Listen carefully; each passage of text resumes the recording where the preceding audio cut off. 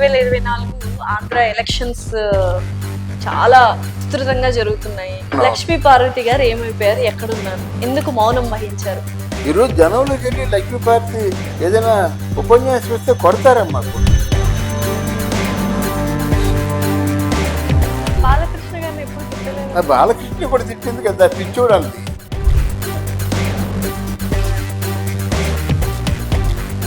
ఇప్పుడు యాక్చువల్గా నందమూరి లక్ష్మీ పార్వతి అని పెట్టుకోవడానికి ఎటువంటి అర్హత లేదు.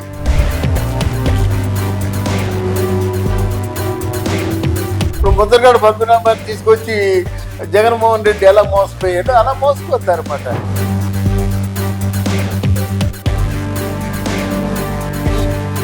హాయ్, హలో, నమస్తే, వెల్కమ్ టు అవర్ ఛానల్. ప్రముఖ రాజకీయ విశ్లేషకులు అలాగే మూవీ క్రిటిక్ ఇమ్మంది రామారావు గారు మనతో పాటే ఉన్నారు. నమస్కారం సార్. నమస్తే అమ్మా. ఆంధ్ర ఎలక్షన్స్ అనగానే ముందుండి నేనున్నాను అని ప్రతి ఒక్కరి మీద విరుచుకుపడుతూ ఉంటారు లక్ష్మీ పార్వతి గారు. ఎస్పెషలీ టీడీపీ పార్టీ తరపున ఆపోజిట్ గా మాట్లాడుతూ ఉంటారు. సో ఇప్పుడు ఏమైపోయారు? 2024 ఆంధ్ర ఎలక్షన్స్ చాలా విస్తృతంగా జరుగుతున్నాయి, ఉధృతంగా జరుగుతున్నాయి. లక్ష్మీ పార్వతి గారు ఏమైపోయారు, ఎక్కడున్నారు, ఎందుకు మౌనం వహించారు? లక్ష్మీ పార్వతి గారు కనబడటం లేదు అని అనుకుంటున్నారు. ఎక్కడ కనబడటం లేదు. తగుదునమ్మ అంటూ వచ్చిన జగన్మోహన్ రెడ్డి గారు పక్కన పెట్టి ఉంటారు, అంతే కదా. ఆ వెంకటరామరెడ్డి వీళ్ళందరూ మాట్లాడుతుంటారు. వాళ్ళేమో అధికార స్పోక్స్ పర్సన్ గా పెట్టారు. మరి నిజానికి చదువుకుంది, పద్యాలు చెప్తుంది, పాటలు పాడుతుంది కనుక ఈవినే పెట్టారు.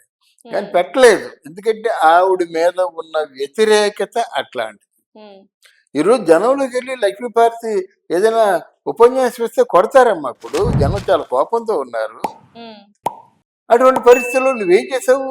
ఎన్టీ రామారావు తిట్టావు, చంద్రబాబు నాయుడు తిట్టావు, పవన్ కళ్యాణ్ తిట్టావు, లోకేష్ తిట్టావు, జూనియర్ ఎన్టీఆర్ తిట్టావు.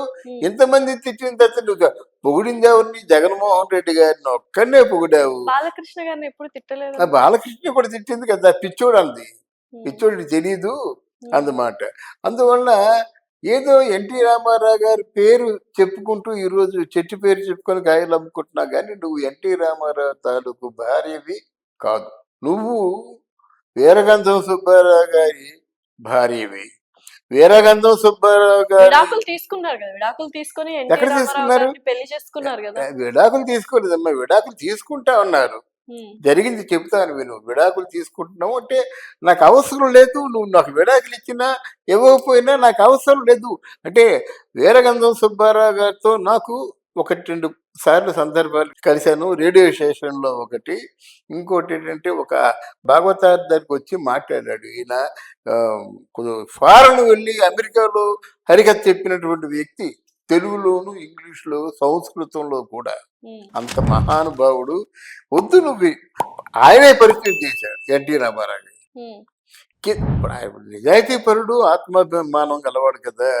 ఇప్పుడు తన భార్య తనను విడిచిపెట్టి వెళ్ళిపోయిందనేసరికి ఏం చేస్తాడు? నీకు అవసరం లేదు, నువ్వు అవసరం లేదు, నీ మీద నీ కేసు పెట్టను, నీ ఇష్టానుసారంగా వెళ్ళిపో, ఇక నా జోలికి రావద్దు అనేసరికి ఆ వీరగంధం సుబ్బారావు గారిని అరెస్ట్ చేయించడానికి ప్రయత్నం చేశారు.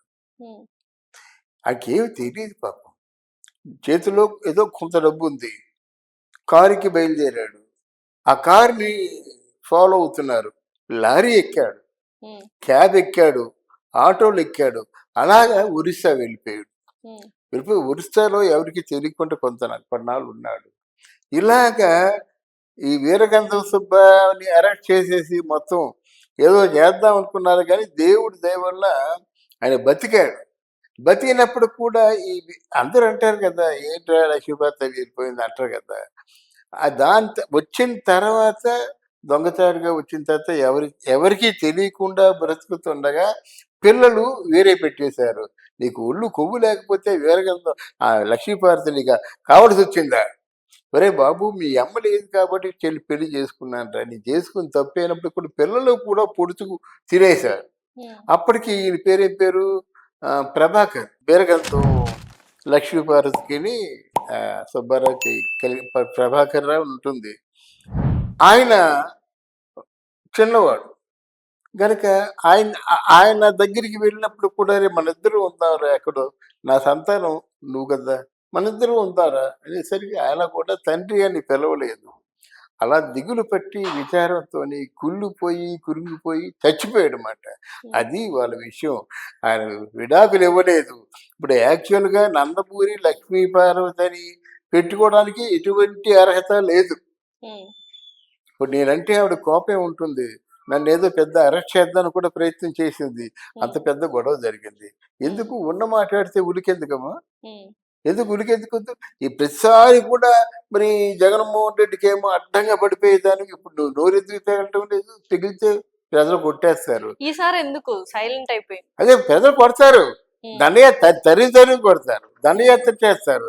ఆ ప్రాణాలకే దిక్కులేదు. ఇప్పుడు ఒకవేళ కూటమి కానీ గెలిచిందంటే అప్పుడు మాట్లాడాలి. కూటమి గెలిచినట్టు అప్పుడు లోకేష్ కానీ, చంద్రబాబు కానీ, పవన్ కళ్యాణ్ కానీ వీళ్ళందరి గురించి బాలయ్య బాబు కానీ మాట్లాడితే బాగుంటుంది. ఎంత సాటి మహిళ కాదమ్మా చంద్రబాబు నాయుడు భార్య భువనేశ్వరి. పాపం నోటంటే మాట రాదు, ఆవిడ పుణ్యం అంటూ మాటలు వస్తున్నాయి. ఇప్పుడు భువనేశ్వరిని వల్లభనేని వంశీ క్యారెక్టర్ అసాసినేషన్ చేస్తే నీ కుటుంబం అంటున్నది నీ భర్త కూతురే కదా, ఆవిడ సాటి మహిళగా ఆవిడని సపోర్ట్ చేయాలి కదా. నువ్వు కూడా మాట్లాడటం నీకేమైనా పుట్టగతులు ఉంటాయా? పంచమహాపాతకాలు నిన్ను చుట్టుకోవు. ఆ ఎన్టీ రామారావు నందమూరి పేరు తగిలించుకున్నావు, బతికావు. ఎన్ని వందల కోట్లు ఉందో నీకే తెలియదు. ఎన్ని సూట్ కేసులతో డబ్బులు తీసుకెళ్ళిపోయారో నీకే తెలీదు. ఇది మహా టీవీ న్యూస్లో ఆవిడే చెప్పింది. 4 సూట్ కేసులు బయటపోయేట. 4 సూట్ కేసుల్లో ఎంత ఉండే డబ్బు ఉంటుంది. అలాగే మన కిచెన్ వంటింటిలో రాజకీయం నడిపించావు కదా, వంటింటిలో సూట్ కేసులు అందుకున్నావు. ఈసారి అంటే ఇప్పుడు జగన్ గారు దగ్గరకు రానివ్వలేదు, అందుకనే మౌనం వహించారు అంటున్నారా? అది కాదమ్మా. ఇప్పుడు నువ్వు చేసుకుంది నీకే వస్తుందమ్మా. నీ మీద సింపతి ఎవరికి వస్తుంది? నీ మీద నాకు ఒక గౌరవం ఉంటే అప్పుడు నేను నీ మాట వింటాను. గౌరవం లేదు ఇంకా. ఇప్పుడు ముద్రగడ పద్మనాభాన్ని తీసుకొచ్చి జగన్మోహన్ రెడ్డి ఎలా మోసపోయాడో అలా మోసపోతారన్నమాట. ఈయన మాట్లాడమంటే పడే ఓట్లు కూడా పడవు. అర్థమైందే. అందువల్ల లక్ష్మీపార్వతి ఎప్పటికైనా జీవితం గురించి ఆలోచించుకున్నట్టయితే తను మంచి చేసుకుంటే మంచి జరుగుతుంది. తను తీసిన గోతులో తనే పడుతుంది. ఇది సత్యం. అది